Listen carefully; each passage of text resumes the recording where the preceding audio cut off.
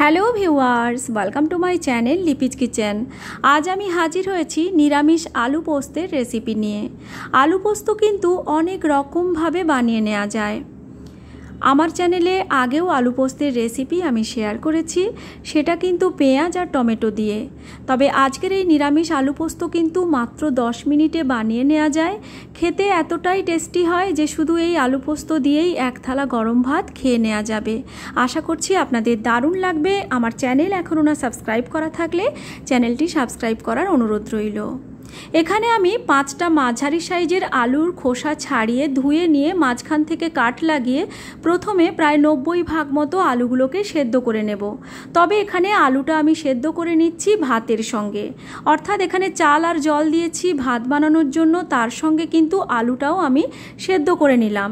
আলুটাকে খুব নরম করে সেদ্ধ করে নেব না, মোটামুটি 90 ভাগ মতো সেদ্ধ হলে আলুটাকে আমি ভাত থেকে বের করে নিয়েছি।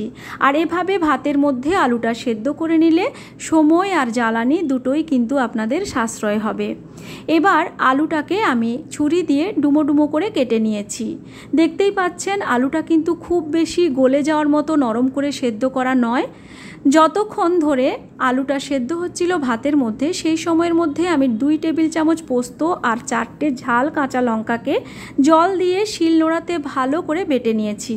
তবে আপনারা চাইলে মিক্সিতেও খুব সহজে বেটে নিতে পারেন। তার জন্য কিন্তু জল না দিয়ে প্রথমে মিক্সির ছোট জারটাতে কয়েকবার ঘুরিয়ে নেওয়ার পর তারপর জল দিয়ে বেটে নিলে মিক্সিতেও খুব স্মুথ করে পোস্ত বেটে নেওয়া যায়। এবার দেখুন এখানে আমি একটা কড়াই গরম করে এর মধ্যে নিয়ে নিয়েছি 1 টেবিল চামচ সরষের তেল। তেল ভালোভাবে গরম হলে এর মধ্যে দিয়ে দিচ্ছি 2টো শুকনো লাল লঙ্কা। লাল লঙ্কা তেলের মধ্যে ভাজা হলে একটা সুন্দর ফ্লেভার বের হয়। এখানে দিয়ে দিয়েছি 1/4 টিস্পুনের মতো কালো জিরে। এবার সেই সেদ্ধ করে রাখা কেটে রাখা আলুকে আমি এখানে অ্যাড করে দিলাম। এবার আলুর মধ্যে অ্যাড করে দিচ্ছি পরিমাণ মতো লবণ। যেহেতু আলুটা সেদ্ধ করা আছে, পোস্ত বানাতে কিন্তু আমাদের একদমই বেশি সময় লাগবে না। আলুটাকে এখানে আমি প্রায় 5 মিনিট ধরে একটু কষিয়ে নেব মিডিয়াম ফ্লেমে। কষাতে কষাতে এখানে আমি 1 টিস্পুনের একটু কম পরিমাণ দিয়ে দিচ্ছি কাশ্মীরি লাল লঙ্কার গুঁড়ো। এটা কিন্তু আপনারা নাও দিতে পারেন, আমি জাস্ট এটা দিয়েছি যাতে রঙটা সুন্দর হয়। আমার এতে করে রঙটা দেখতে ভালো লাগে, তবে আপনারা না দিতে চাইলে নাও দিতে পারেন। আলুটা 5 মিনিট মতো কষানো হয়ে গেছে। এখানে আমি বেটে রাখা পোস্তটা এবার অ্যাড করব। তবে পোস্তর মধ্যে আমি অল্প পরিমাণ জল অ্যাড করে পোস্তটা দিয়ে দিলাম। পোস্ত দেওয়ার পর কিন্তু মিডিয়াম ফ্লেমে আমি এখানে পোস্তটাকে আলুর সঙ্গে মোটামুটি 4 থেকে 5 মিনিট নাড়াচাড়া করব। পোস্তকে কিন্তু তার থেকে বেশি কষানোর প্রয়োজন নেই, তাতে করে কিন্তু পোস্তর যে সুন্দর একটা ফ্লেভার থাকে সেটা নষ্ট হয়ে যায়। তাই জাস্ট 4-5 মিনিট আমি পোস্তটাকে আলুর সঙ্গে কষিয়ে নিচ্ছি।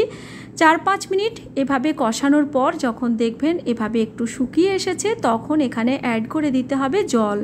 অবশ্যই কিন্তু জলটা আপনারা গরম জল অ্যাড করবেন। সব সময় রান্নাতে আমি বলে থাকি গরম জল অ্যাড করার জন্য।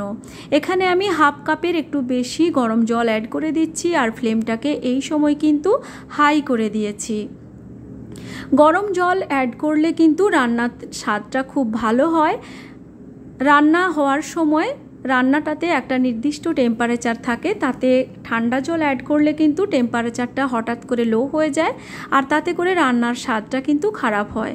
এবার কিন্তু জলটা ফুটে উঠলে এর মধ্যে আমি দিয়ে দিয়েছি 4টে চেরা কাঁচা লঙ্কা আর ঢাকা দিয়ে এবার কিন্তু জাস্ট 5 মিনিট রান্না করে নেব, যাতে করে আলু আর পোস্ত বেশ সুন্দর মজে গিয়ে মাখো মাখো হয়ে যায়। 5 মিনিট রান্না করলেই কিন্তু আমাদের আলু পোস্ত একদম তৈরি। দেখতেই পেলেন মাত্র 10 মিনিটে আমাদের একদম সুন্দর স্বাদের আলু পোস্ত তৈরি হয়ে গেছে। দেখেই বুঝতে পারছেন কতটা লোভনীয় হয়েছে। আশা করছি আপনাদের ভালো লেগেছে। ভালো লাগলে লাইক, শেয়ার ও কমেন্ট করতে ভুলবেন না যেন। আজকের মতো এই পর্যন্তই। Thanks for watching my video.